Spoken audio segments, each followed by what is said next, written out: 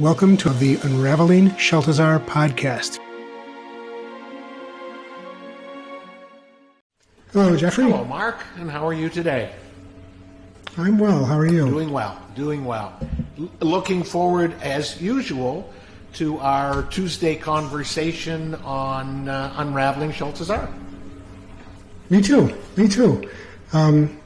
I picked a message today kind of by accident. As we know, I'll look in the morning before we talk and see what pops up or what speaks to me. And I had picked one message and I started to listen to it, and I was like, I'm just not feeling it. But the message that was next to it, I was like, I wonder what that one is. And so I opened it up, and it happened to be moving to Pure Potentiality. And I couldn't be more happy with this choice. And I don't know if it's just me and where I am with things right now, or what the reason, but it really spoke to me, I guess. It was probably, and maybe you disagree, but it's one of the more mystical messages that I think Shaltazar has provided. It has a couple of quotes that we're famous for repeating, and it talks about. We've talked before about kind of peeking behind the veil or looking behind the veil, seeing the wizard behind the curtain. And this message actually invites us to go on the other side of the curtain with them, and it's kind of fascinating, spooky, scary, exciting for me at least. Yeah. Well, a couple things. First of all, I agree with you when you say you picked it by accident, because I think all of these messages are meant to be picked by accident, and I think in some cases, and I share this with the listeners, that it is often we think it's us picking a message, but I think the message picks us.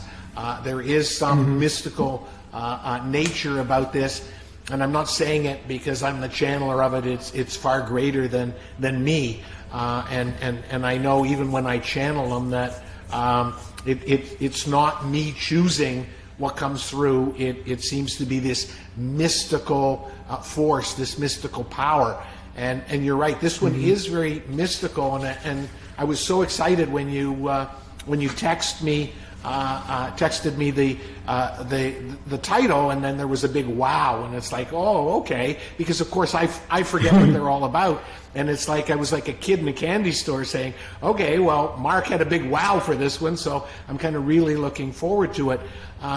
And you're right, it really it reminded me of a bunch of others that are talking about behind the veil. One of them is It Just Doesn't Matter, where they sort of give us an experience of being behind the veil in a very graphic kind of way, with the lights and the sounds and things like that. But this one was one that I think I will listen to again after our discussion, because I do think that there's a bit of a roadmap in there for that being able to create and to experience behind the veil a bit more. Yeah. It's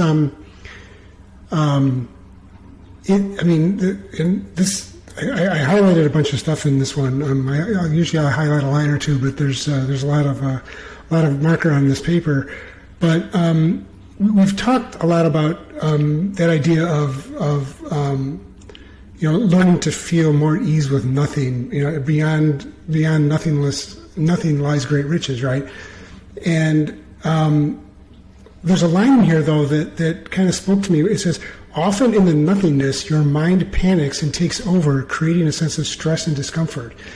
And that really kind of said a lot to me, because I think that like when we're used to meditating, right? And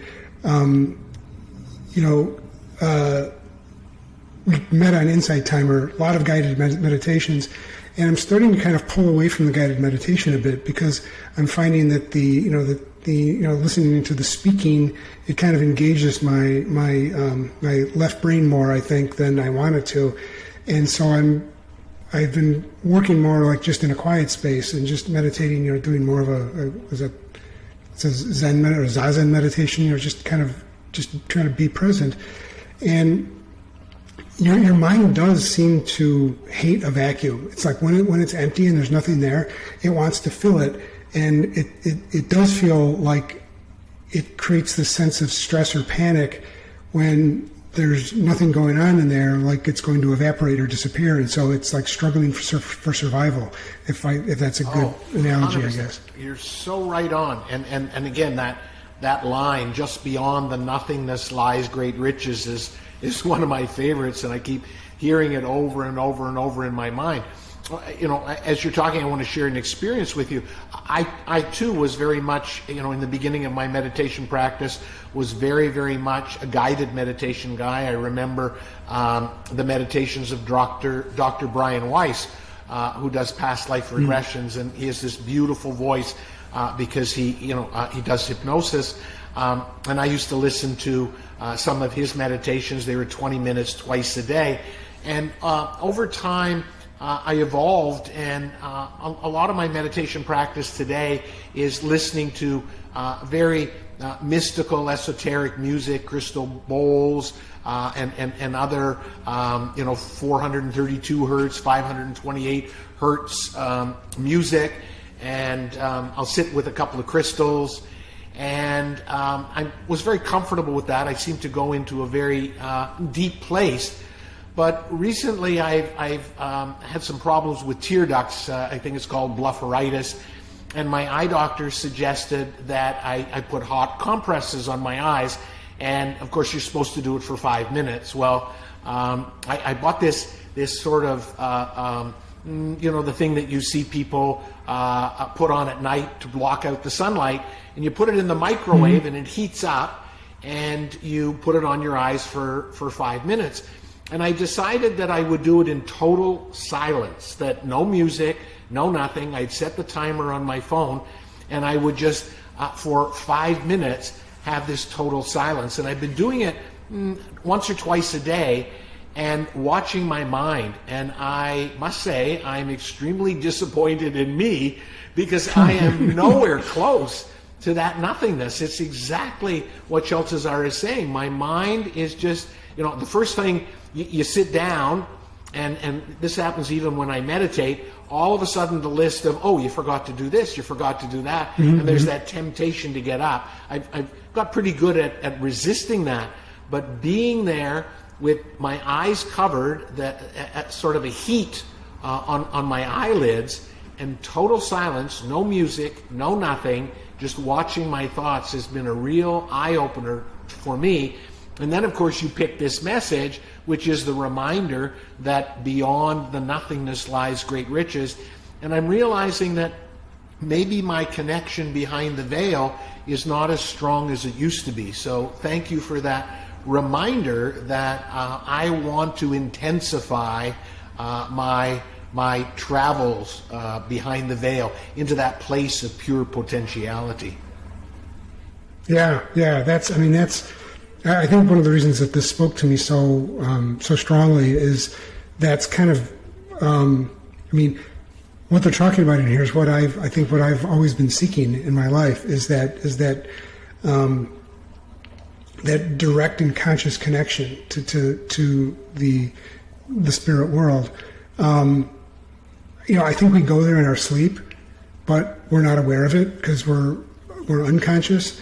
But it says in here, come join us on the other side of nothingness. It sounds like a travel ad, right? As you practice becoming more at ease with nothing, we will teach you how to cross the void. From there, you can pull back the veil so you may come to experience your multidimensional self while still in human form. And that was my wow, we can do that? I want to do that. How do I do that? It's something I think that mystics and ascended masters talk about, and it seems something it's attainable, but they're saying, yeah, it is attainable, and yeah, we'll show you how. You can do it. And so that was kind of fascinating to me.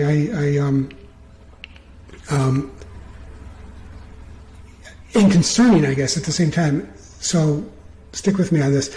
It seems like you and I have talked about people. You've talked to people who've had near-death experiences, and it seems like people that have near-death experiences have that thing that they just described there happen to them during the near-death experience. And I don't want to have a near-death experience to experience that. So I guess that's that was kind of the feeling and thought that's been churning through me since I listened to this. Right, and there is another message from Shaltazar about that experience of a near-death experience, but not having to have it. So they have referred to this on a few different occasions, where you don't have to have the near-death experience to get to that place.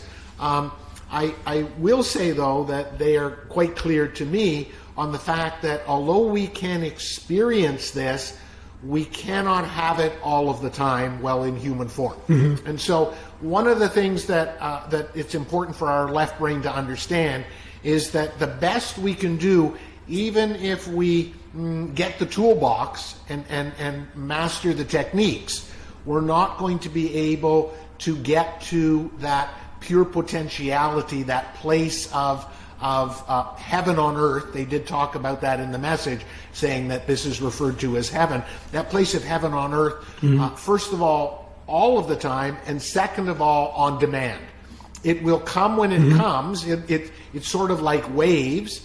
I don't know about you lately, but I've been experiencing those waves of tiredness that I know my wife gets very concerned about, and I just know it's part of the energy shift that's occurring.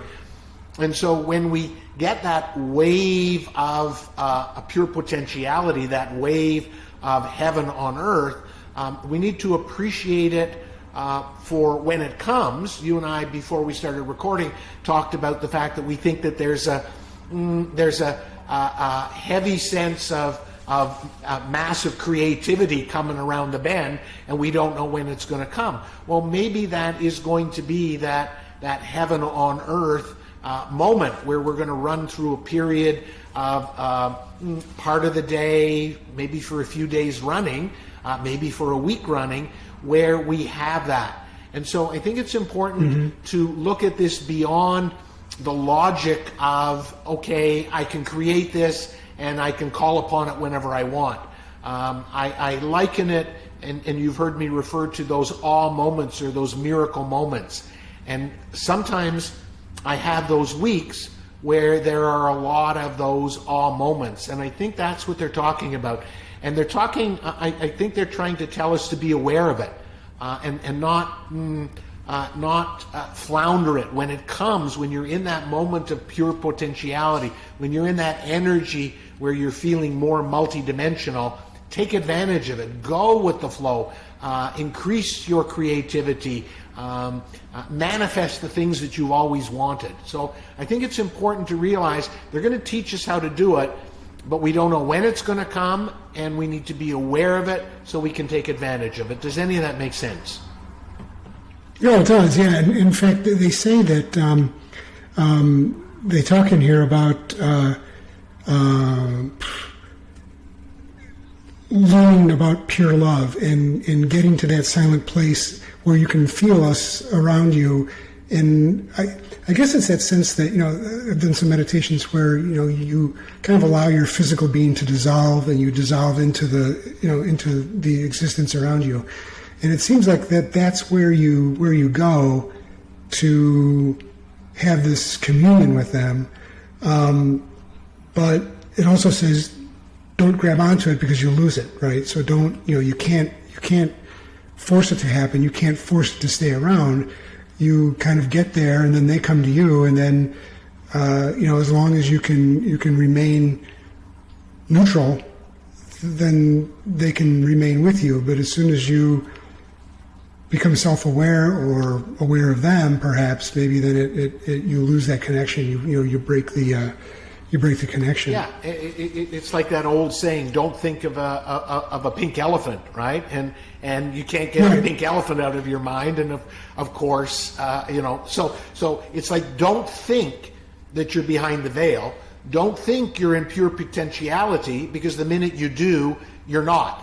Which is and you love paradoxes, right? You love I love paradoxes. The Shaltazar paradoxes. So this is another one of those paradoxes when you have to you have to be okay with it, but and be comfortable with the fact that you don't know if it's here or not here.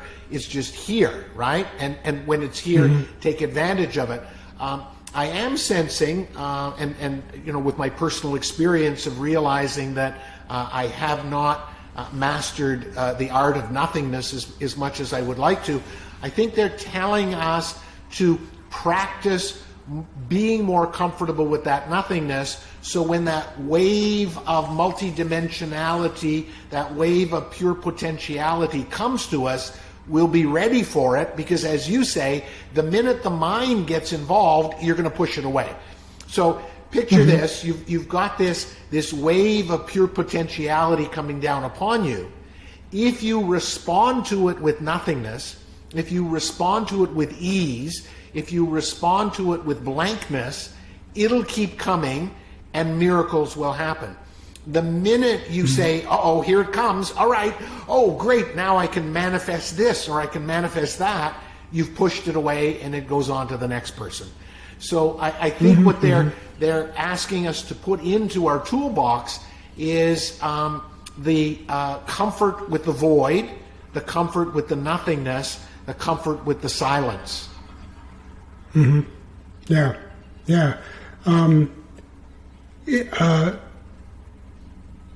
They even saying here, let it consume you.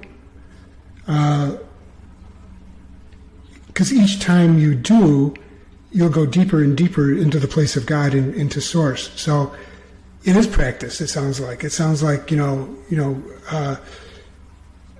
something that you can jump into, and maybe that's why the monks who live on the mountaintop, are monks who live on the mountaintop, because they have the time and space to be able to do that, where we don't.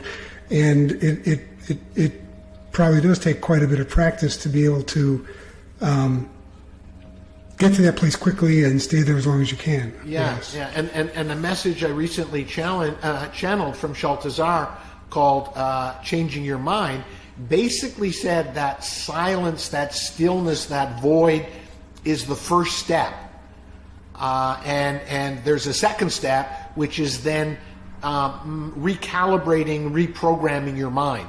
So up until this point, and even in this message, moving to pure potentiality, they're really still talking about the comfort level and the practice of being in the void and the nothingness. And it's only recently that they've now talked about this second step, which is being able to use that to change your life on planet Earth, to change your human life by reprogramming your mind. And it's kind of interesting that it's been years and years where all they talked about is the nothingness and the void, and now they're starting to tell you that that was the first step, and that there's a second step and another greater benefit for it. So I highly encourage the listeners to be practicing that comfort with the nothingness. And once again, I try to remind myself with that line, just beyond the nothingness lies great riches. And it's kind of interesting to think, well, what is beyond the nothingness? I get so bored with the nothingness that I really have difficulty getting there very long, right? It's a fleeting moment. So we are certainly suggesting, I think, to people that they become more comfortable with that nothingness, because that's going to be the keys to the kingdom, when you will be able to invoke that pure potentiality.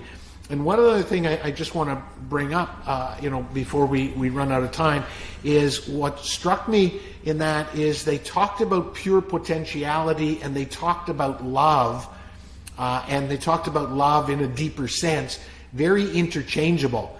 And so I got a sense that that unconditional love of source and pure potentiality are sort of the same thing.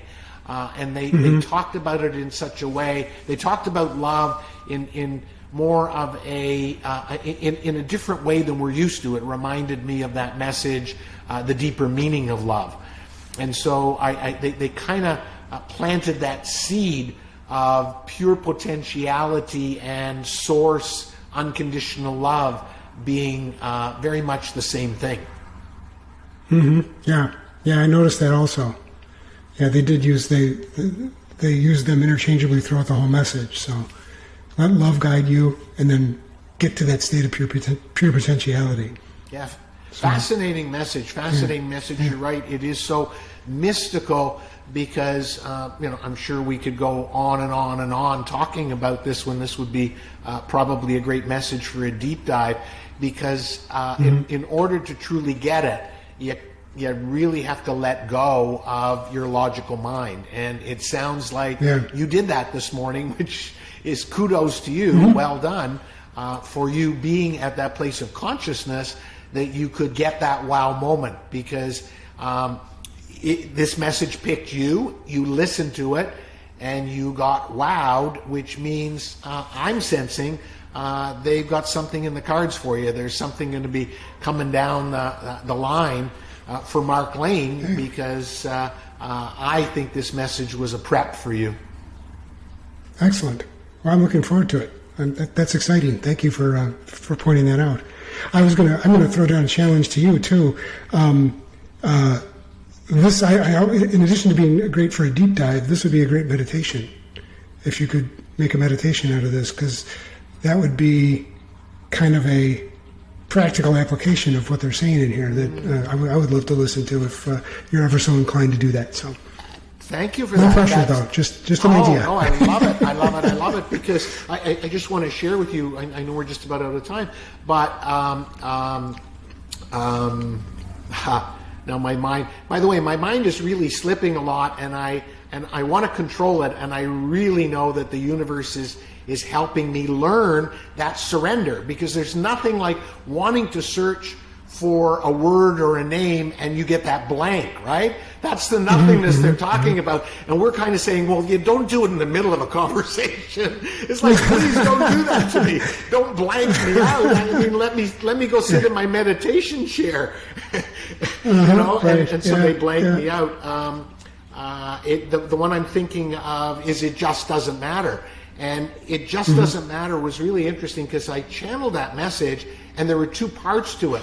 And the second part was very much that meditation, and I redid it in a meditation. So I am going to pull this one out. Thank you for that. Obviously, that is the universe talking to me, and repurpose this message into something more of a meditation, rework it so that people can get the experience, just like they did in It Just Doesn't Matter, of going into that void. So thank you for that. Sure. No, I'm glad I'm glad I mentioned it, even though we're out of time. I'm looking forward to it, and people tune in and look for that meditation when it comes out. Excellent. Thanks for picking this message, Mark. I think it was good for both of us, and hopefully for the listeners as well. Same. Thanks, Jeffrey. Have a good rest of your week. Take care, you too. Love and light to everyone. If you have any questions about the Master Teachings of Shaltazar, we invite you to submit them to Jeffrey@jeffreyeisen.com, and we will make your question the topic of a future episode.